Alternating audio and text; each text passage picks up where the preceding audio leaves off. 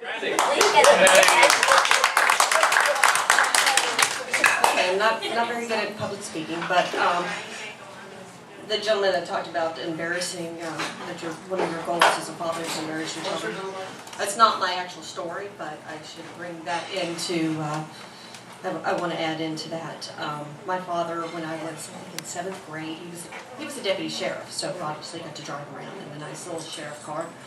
And he decided it would be fun to pick me up in a squad car to go to the dentist and handcuff me and put me in the back. I'm going to recommend that is not a good thing for your child's reputation to do, just for those fathers who like to play practical jokes.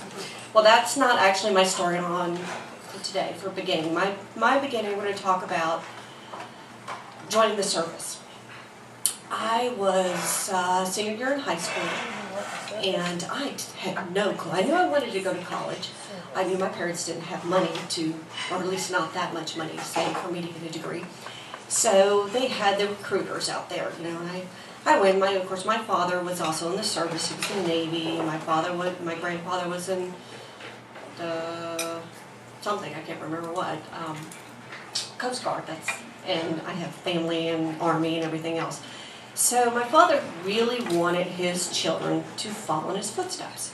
He knew there was no way my brother was going to ever make it in the service, which is good because he followed the deputy sheriff's that aspect.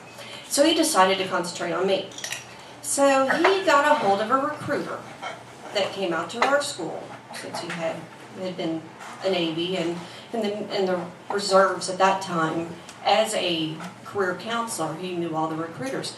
So he talked the recruiter into what it would be to sell me into the service. So this man is coming up to me to tell me exactly what I wanted to hear. Now I'm, 17 years old. I'm getting things like, oh, the man-woman ratio is like 11-to-1. Yay! That sounds great, doesn't it? I'm sitting there going, plus college paid for, this paid for, and I'm thinking, this is a really good deal. And normally I was a good girl, minus the little mishap that occurred shortly after I got put in the squad car.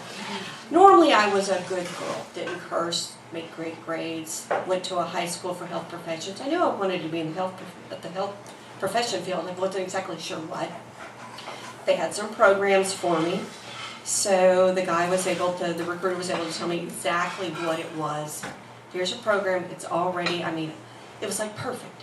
It was like God sent. Here I am, have no clue of any of this. I didn't know my father had done this. So I signed, I put my life on the line. I go off to boot camp. Here I am, I travel off to boot camp. As soon as I get off the plane and get into wonderful Orlando in the middle of August, they start hollering at me, and I never cursed.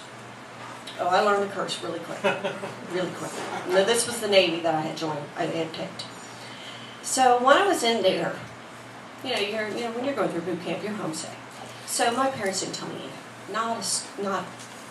Nothing about what was going back home. Meanwhile, they're moving.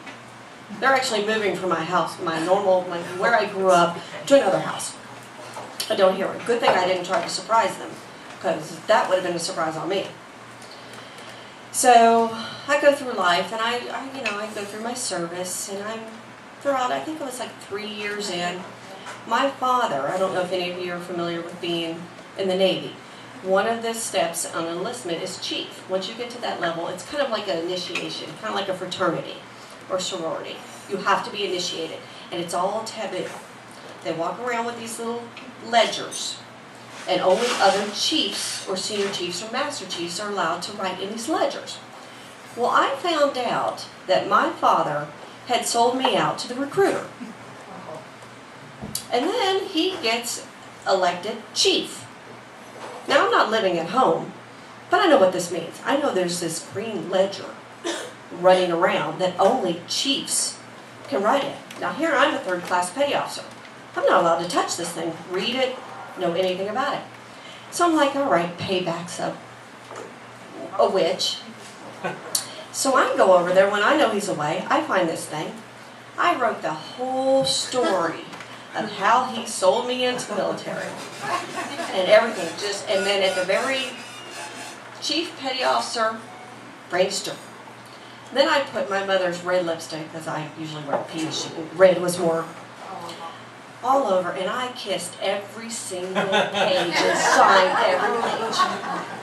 Now what happens with this book, when they go to initiation, there's a master chief that looks at the book, and they look and they go, because your other chiefs are telling you, they're telling them what kind of person are you really going to make a good chief. Because chief is kind of like the enlisted elite, the elite officers before you get into an actual officer position.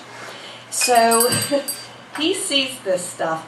He reads this. He looks at him and he goes, Mr. Stewart, that is one of the worst forms of child abuse I think I've ever known. And for one of his things, he had to actually dress up as Colonel Sanders. And my father's about yay big, so he made a really good Colonel Sanders.